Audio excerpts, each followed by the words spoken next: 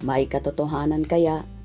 Kim Pao, after sa New York, dumiretso sa bahay ni Kim kasama sina Aki at Paulo.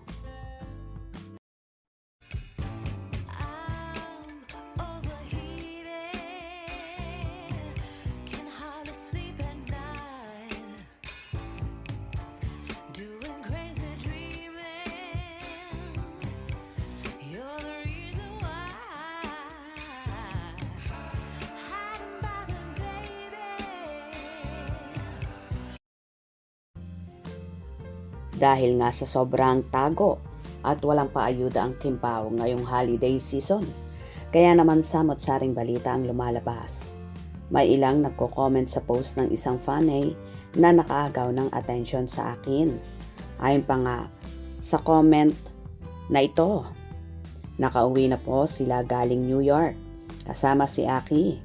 Sinalubong sila ni Twinkle at husband sa airport. Sa bahay ni Kim sila mag-celebrate ng New Year. Kung maniniwala kayo, thank you. Kung hindi naman kayo maniniwala, no problem. Wag lang sanang magsasalita ng masama.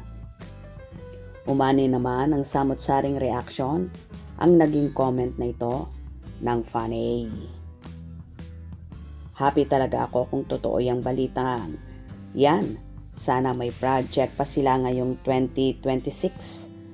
Parang ayaw kong ipareha sila sa iba. Siguro ito na ang pinaka-happy ni Aki kasi si Kimi ang magiging mama niya at never siyang pababayaan ni Kimi. Christmas with real father and a new stepmom. Ang bilis naman. Grabe naman, balik agad. Ilang oras ang biyahe pa New York at may mga stopover pa yan. Buti kung sarili silang plane. Hindi basta-basta magbiyahe pa New York, uy. Akala nyo Manila, Cebu lang, makababalik agad. Siyempre, happy rin ako na magkasama sila. Nakakakilig naman. Isa sa mga gifts natin ngayong Christmas na malaman na magkasama ang Kim Pao. Happy lang lagi tayo, wag nang pansinin ang ayaw sa Kim Pao. Basta masaya ang Kim Pao, masaya na rin tayo. Siguro nga totoo kasi gusto ni Aki si Kim maging stepmother. Kaya kinuha nila si Aki para makasama din siguro ng family ni Paulo after New Year. Yes, swerte ni Aki. Magiging stepmother si Kimi. Sobrang bait. True lala. Di lang mabait. Generous pa ang dalaga. Yes, totoo na talaga ang Kim Pao. Mga basher lang talaga ang hindi naniniwala. Wala talaga tayong pakialam sa kanila. Maniga sila. Correct. Wow, Kim Pao. Good news po yan. Love you, Kim Pao. Kaya nga maniwala na ako na totoo yung napapabalita na secret marriage na ang Kim Pao. Matagal na po. We are happy for Kim Pao and Aki. Hope Aki will enjoy in the Philippines with his mommy Kim and daddy Pao. Happy basta magkasama sila kahit saan sila magpunta.